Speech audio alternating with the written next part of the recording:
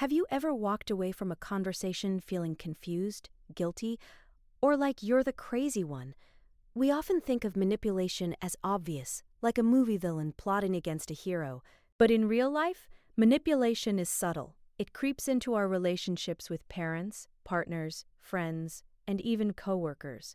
It blurs the line between love and control. Today, we are going to break down 6 distinct manipulation strategies.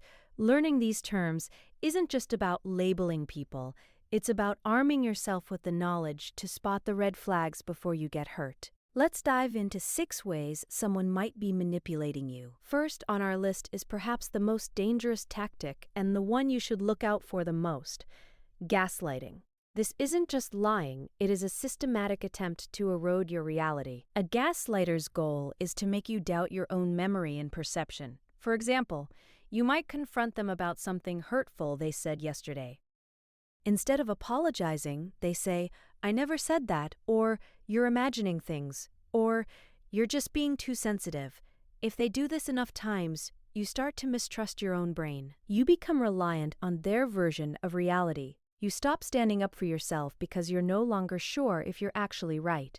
And over time, you start to be more insecure and hesitant to confront the person. Next is a tactic that feels amazing at first, which is why it's so effective: love bombing. This usually happens at the start of a relationship. The manipulator showers you with excessive affection, gifts, compliments, and attention. It feels like a fairy tale. They might say things like, "We are soulmates," or "I've never met anyone like you," after only knowing you for a week. The goal here is to get you addicted to their validation and to gain your trust rapidly. But beware, once you are hooked, the affection is suddenly withdrawn. They use that withdrawal to punish you, making you chase that initial high of love they gave you in the beginning. It leaves you in a constant state of confusion, questioning your own worth rather than their manipulative behavior. You stay in the relationship not because it is good, but because you are waiting for the good version of them to return. Strategy number 3 is guilt tripping. This is using your own empathy against you.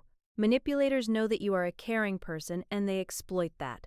A guilt trip turns a simple no into a moral failing on your part. Let's say you set a boundary, like needing to spend time alone. They might respond with, "I guess I'm just not important to you," or "After all I've done for you, you're going to leave me alone?"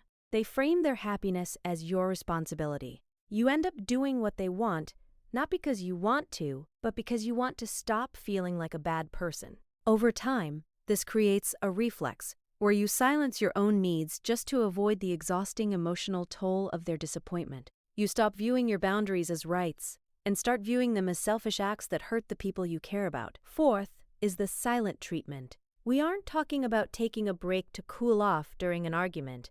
That is healthy. We are talking about silence used as a weapon when a manipulator feels like they are losing control. Or if you've displeased them, they simply stop existing to you.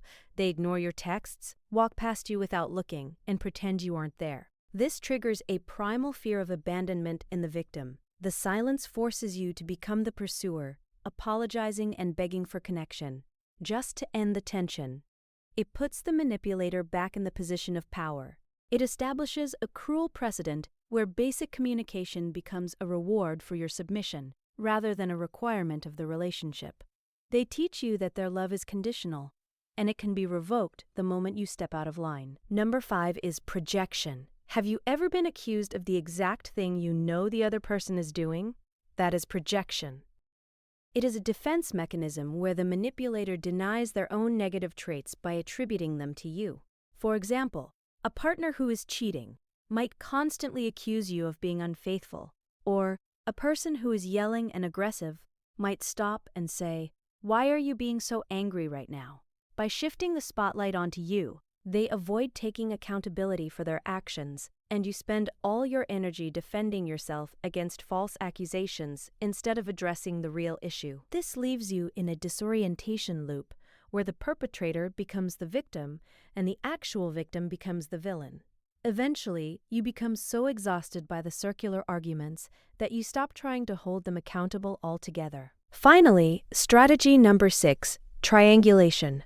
This is when a manipulator brings a third person into the dynamic to validate their side and invalidate yours. This could be a parent saying, "Even your brother agrees with me that you're being unreasonable," or a partner saying, "My ex never treated me this way." It turns a one-on-one discussion into a two-on-one attack. They might even spread rumors to your friends to turn them against you, isolating you so that the manipulator is the only one you have left. It's a divide-and-conquer tactic designed to make you feel outnumbered and unsure. Often, the third party isn't even aware they are being used this way, or the manipulator is outright lying about their support to gain leverage. It creates a scenario where you feel ganged up on, forcing you to surrender just to stop the overwhelming pressure. Recognizing these 6 tactics is the first step toward reclaiming your power. If you noticed any of these in your own life, remember, you are not crazy and you are not alone. Manipulation thrives in the dark, but it loses its power when you shine a light on it. Trust your gut, set firm boundaries, and don't be afraid to reach out for support. If you found this video helpful, please like and subscribe for more insights into human behavior.